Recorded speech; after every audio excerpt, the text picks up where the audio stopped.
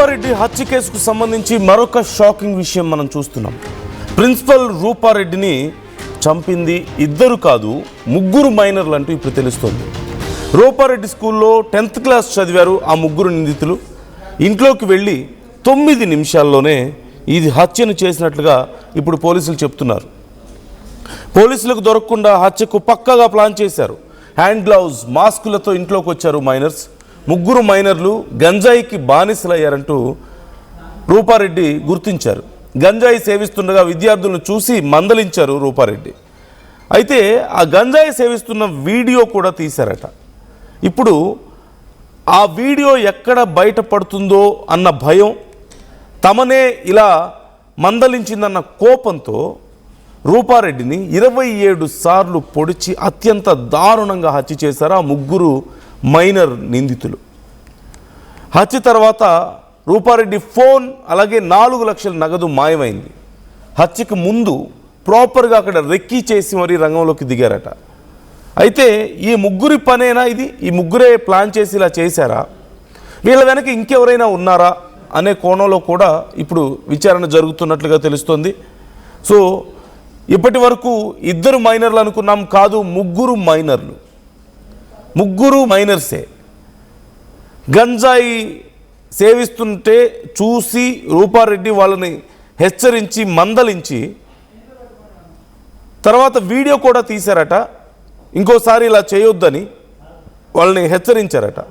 అయితే ఆ వీడియో ఎక్కడ బయటకు వస్తుందో, ఎక్కడ బయట పెడతారో అన్న భయంతో తమనే అంత దారుణంగా మందలిస్తుందా అన్నటువంటి కోపంతో ఇలా చేశారంటూ తెలుస్తుంది.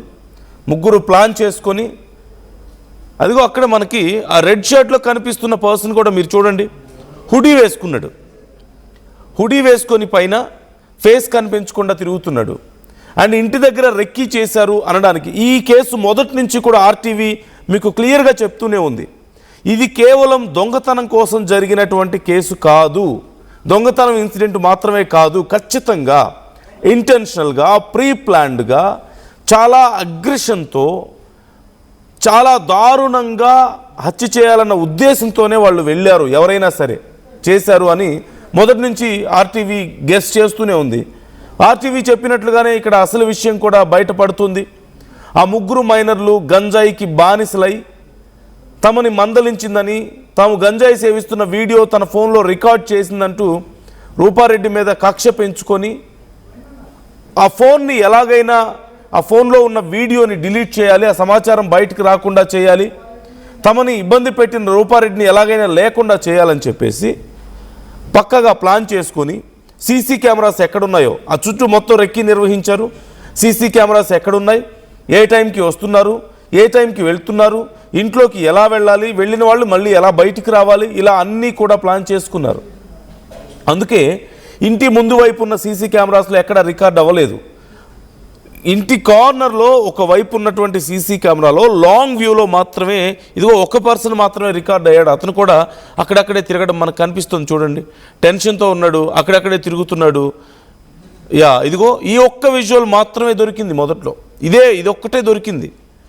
ఆ ఇంటి వెనక వైపు నుంచి వెళ్తున్న వీడియో, అతను అక్కడక్కడే టెన్షన్లో తిరగడం మనకు కనిపిస్తోంది. ఫేస్ని కవర్ చేసుకున్నాడు, రెడ్ హుడీతో ఫేస్ కవర్ చేసుకున్నాడు.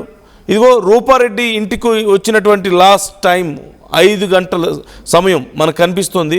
అండ్ అక్కడ అతను ఇంటి నుంచి వెళ్తున్న సమయం 5 గంటల 18 నిమిషాలు మనకు అక్కడ కనిపిస్తుంది. సో మొత్తం అంతా కూడా 17 నిమిషాల్లోనే జరిగింది అప్రాక్సిమేట్లీ. ఆ 17 నిమిషాల్లోనే రూపారెడ్డి లోపలికి రావడం. మరి ఆ రోజు రూపారెడ్డి హస్బెండ్ ఒకవేళ వచ్చుంటే ఏం జరిగి ఉండేది అనేది కూడా ఇంట్రెస్టింగ్గా ఉంది. ఇక్కడ రూపారెడ్డి హస్బెండ్ రావడం లేదని కూడా ముందే గమనించి రూపారెడ్డి మాత్రమే సింగిల్గా వస్తున్నారని గమనించారా వీళ్ళు? లేకపోతే ఏది అయితే ఏమైంది, ముందు లోపలికి వెళ్దాం, వచ్చిన తర్వాత ఎలాగైనా సరే దాడి చేసి ఆ ఫోన్ని తీసుకుందామని వెళ్ళారా? ఇది కూడా మనకు క్లారిటీ రావాల్సి ఉంది. ఎందుకంటే రూపారెడ్డి తన హస్బెండ్ ఇద్దరు ఇంటికి వద్దాం అనుకున్నారు. ఈలోగా రూపారెడ్డి హస్బెండ్ లేదు నాకు కొంచెం బయట పని ఉందని చెప్పి వెళ్ళాడట. రూపారెడ్డి ఇంటికి వచ్చారు సింగిల్గా. ఆ టైంలో రూపారెడ్డి మీద దాడి చేసి, బ్లేడు కత్తితో దాడి చేసి విచక్షణారహితంగా పొడిచారు. ఈవెన్ తలలో కూడా 2 times స్టాబ్ చేశారంటూ తెలుస్తుంది. 27 times స్టాబ్ చేశారు. అక్కడికక్కడే రక్తపు మడుగులో పడి రూపారెడ్డి ప్రాణాలు కోల్పోయారు. ఆ తర్వాత అక్కడి నుంచి వాళ్ళ ముగ్గురు పారిపోయారు. ఈ రెడ్ షర్ట్ వేసుకున్న పర్సన్, అంటే ఈ విజువల్లో అప్పటికే వాళ్ళిద్దరూ లోపల ఉన్నారా, ఇతను మూడో పర్సన్ బయట ఉండి వెయిట్ చేస్తున్నాడా వాళ్ళ కోసం? ఎందుకంటే ఇద్దరు దాడి చేశారంటూ మనకు తెలుస్తుంది. అయితే ఈ మొత్తం స్కెచ్లో ముగ్గురు ఉన్నారంటూ ఇప్పుడు సమాచారం అందుతుంది. అంటే ఇద్దరు లోపలికి వెళ్తే ఒకరు బయట నుంచి చూస్తున్నారా వాళ్ళతో. అదిగో చేతిలో ఫోన్ కూడా కనిపిస్తుంది, అతని చేతిలో ఫోన్ కనిపిస్తుంది. చాలా టెన్షన్లో ఉన్నాడు, ఫోన్ చూసుకుంటూ అటు ఇటు అక్కడక్కడే తిరుగుతున్నాడు, ఫేస్ని కవర్ చేసుకుంటూ హుడీ వేసుకున్నాడు. అంటే ఫోన్లో వాళ్ళతో కమ్యూనికేట్ అవుతూ ఉన్నాడా, బయట ఎవరైనా వస్తున్నారా, ఎవరైనా వెళ్తున్నారా అనేది వాళ్ళతో కమ్యూనికేట్ అవుతున్నాడా? అయి ఉండొచ్చు. ఆ మిగతా ఇద్దరు లోపల పని కానించారా? రూపారెడ్డిని దారుణంగా హత్య చేసి, మరి రూపారెడ్డి హస్బెండ్ ఏమో ₹1,00,000 పోయాయి అన్నాడు. ముందు 2 లక్షలని సమాచారం వచ్చింది, తర్వాత రూపారెడ్డి హస్బెండ్ ₹1,00,000 అన్నాడు, ఇప్పుడు 4 లక్షలు పోయాయి అంటూ సమాచారం అందుతోంది. So this is the reason. ఒకవేళ నిజంగా దొంగతనం కోసమే వస్తే, వాళ్ళు కరడుగట్టిన దొంగలే అయితే, ఆర్టీవీ ఒక అనుమానాన్ని లేవనెత్తింది. కేవలం పర్సులో ఉన్న డబ్బులు తీసుకొని ఎందుకు వెళ్ళిపోతారు? రూపారెడ్డిని హత్య చేసిన తర్వాత ఇంకెవరు అడ్డు చెప్పేవాళ్ళు లేరు. తన బ్యాగ్లో ఇంకా కీస్ ఉండొచ్చు, ఆ లాకర్ కీస్ ఉండొచ్చు, బీరువా తాళాలు ఉండొచ్చు, ఇంకెక్కడైనా ఎక్కడెక్కడ కీస్ ఉన్నాయి అవన్నీ ఉండొచ్చు, గోల్డ్ కానీ ఇవన్నీ దాచే లాకర్స్కి సంబంధించిన కీస్. సో ఖచ్చితంగా దొంగతనం కోసమే వచ్చి వాళ్ళు కరుడుగట్టిన దొంగలే అయితే ఖచ్చితంగా మిగతా వస్తువులు కూడా దొంగతనం చేసేవాళ్ళు, ఇంక్లూడింగ్ రూపారెడ్డి మెడలో ఉన్న గొలుసుల దగ్గర నుంచి చెవులకున్న దుద్దుల దగ్గర నుంచి అన్నీ తీసుకువెళ్ళిపోయేవాళ్ళు. కానీ అలా చేయలేదు. కేవలం రూపారెడ్డి బ్యాగ్లో ఉన్న క్యాష్ మాత్రమే మిస్ అయింది అంటున్నారు. ఇంకా ఏమేమి మిస్ అయింది అనేది మనకు సమాచారం రావాల్సి ఉన్నప్పటికీ ఇప్పటికైతే అవి పగలగొట్టినట్లుగా ఎక్కడా తెలియడం లేదు. అంటే ఎలాగో లోపలికి వచ్చారు, ఆ వీడియో కోసం వచ్చారు, అందుకే ఫోన్ తీసుకువెళ్ళిపోయారు. మొదటి నుంచి డౌట్ ఉంది, రూపారెడ్డి ఫోన్ ఎందుకు తీసుకువెళ్ళిపోయారు, అందులో ఏదో సమాచారం ఉండాలి అని కూడా ఆర్టీవీ చాలాసార్లు అనుమానాన్ని వ్యక్తం చేసింది. ఇప్పుడు అదే నిజమైంది.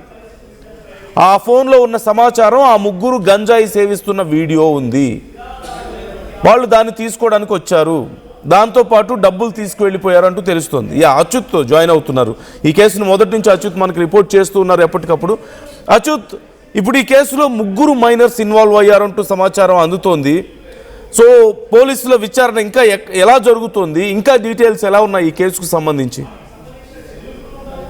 నందు, మొత్తం ప్రిన్సిపల్ రూపారెడ్డి దారుణ హత్యకు సంబంధించి కేసు మాత్రం ఒక పురోగతికి వచ్చిందని చెప్పుకోవచ్చు. దీనికి సంబంధించిన పోలీసులు ముమ్మర దర్యాప్తు చేస్తున్నారు. దానిలో భాగంగా ఇప్పటికే ముగ్గురిని విద్యార్థులను సంబంధించిన అదే స్కూల్లో, నాగార్జున పబ్లిక్ గ్రామర్ స్కూల్లో చదువుతున్న 10వ తరగతి విద్యార్థులను వాళ్ళే హత్య చేశారన్నట్టు కూడా కావడంతో కూడా తీసుకొని పూర్తిగా విచారణ చేస్తున్నటువంటి పరిస్థితి కనపడుతుంది. ముఖ్యంగా కూడా ఎవరైతే ఈ రూపారెడ్డి ప్రిన్సిపల్ ప్రతిరోజు సాయంత్రం స్కూల్ అయిపోయిన తర్వాత కూడా ఇంటికి వచ్చిన తర్వాత ప్రతిరోజు కూడా వాకింగ్ కు వెళ్ళేది అలవాటు ఉంటుంది. అదే రోజు అట్లానే నడుస్తున్న క్రమంలో కూడా ఎవరైతే ఈ ముగ్గురు ఎవరైతే విద్యార్థులు ఉన్నారో విద్యార్థులు కూడా ఆ రూపారెడ్డి ఇంటికి బ్యాక్ సైడ్ కూడా ఖాళీ ప్రదేశం ఉంది. మనం ఫస్ట్ నుంచి రిపోర్టింగ్ చేస్తున్న పరిస్థితి మొత్తం కూడా గుట్టలు చెట్లు ఉంటాయని కూడా చెప్తున్నాం. అక్కడ కూడా ఈ విద్యార్థులు గంజాయి సేవిస్తున్నారు.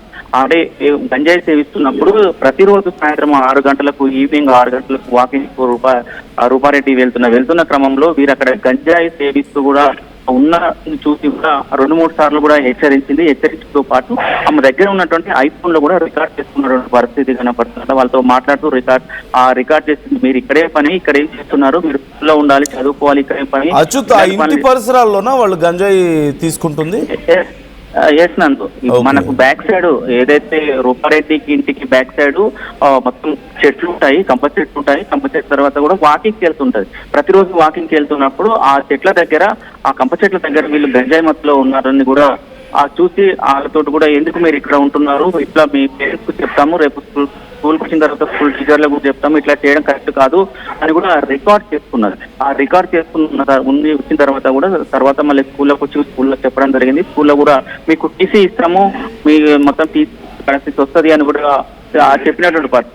ఆ తర్వాత కూడా వీళ్ళు మొత్తం కూడా గంజాయి మత్తులో ఉన్నటువంటి పరిస్థితి. ప్రతిరోజు కూడా వీళ్ళు గంజాయి సేవిస్తున్నారని కూడా సమస్య. దీనిలో భాగంగా ఎప్పుడైతే పోలీసులకు అనుమానం వచ్చి ఆ పోలీసులు కూడా ఈ వ్యక్తులను ఎవరైతే ఈ విద్యార్థులను అదుపులోకి తీసుకున్నప్పుడు కూడా వారు ఆ గంజాయి మత్తులో ఉన్నట్టు కూడా సమాచారం అందుతుంది. దాని వల్ల ఉండడం వల్ల కూడా ఇది నిర్ణయం చేసి ప్రిన్సిపల్ రూపారెడ్డిని చంపాలి, మన దగ్గర మనకు కావాల్సిన ఎవిడెన్స్ ఆ సెల్ ఫోన్ లో ఉన్నాయన్న ఉద్దేశంతో కూడా చేయాలని కూడా ఒక ప్లాన్ వేసుకున్నారు. అది ఎట్లా మనము మళ్ళీ ఎవరికి కనపడదు, ఆ సీసీ ఫుటేజ్ లో కనపడదు, ఎక్కడ పోవాలి, ఎట్లా ఏడంగా పోవాలి, ఎట్లా పోవాలని కూడా విద్యార్థులు మొత్తం కూడా అక్కడ స్కెచ్ చేసుకున్నారు. స్కెచ్ చేసుకున్న తర్వాత ఆ ఫ్రంట్ సైడ్ అయితే కెమెరాలు ఉన్నాయి, మనం పడతామంటే బ్యాక్ సైడ్ మనం ఫస్ట్ నుంచి కూడా చెప్తున్నాం, ఏదైతే బ్యాక్ సైడ్ గోడ ఎక్కువ తక్కువ ఉంటుంది, అక్కడ ఈజీగా అల్లకు దునికి హత్య చేసి వెళ్ళారు అనుకుంటే, అయితే ఎప్పుడైతే వెనక బ్యాక్ సైడ్ కిచెన్ కి సంబంధించిన కిచెన్ డోర్ తీసిందో ఆ వెలుతురుకి మనం ఫస్ట్ చెప్తున్నాం, వెలుతురు గాలి రావడానికి కూడా ఆ రూపారెడ్డి అక్కడ కిచెన్ బ్యాక్ సైడ్ ఉన్నటువంటి డోర్ తీసింది. వీళ్ళు గోడ దునికి లోపలికి వెళ్ళారు. లోపలికి వెళ్ళిన తర్వాత ఒకసారి కూడా ఏంట్రా మీరు ఇక్కడికి వచ్చారు ఏంటి అని కూడా అన్నట్టు కూడా సమాచారం అందుతుంది. అన్న తనకంలో ఒకసారి వీళ్ళు ఎప్పటి వీళ్ళ దగ్గర ఉన్నటువంటి ఎక్సెల్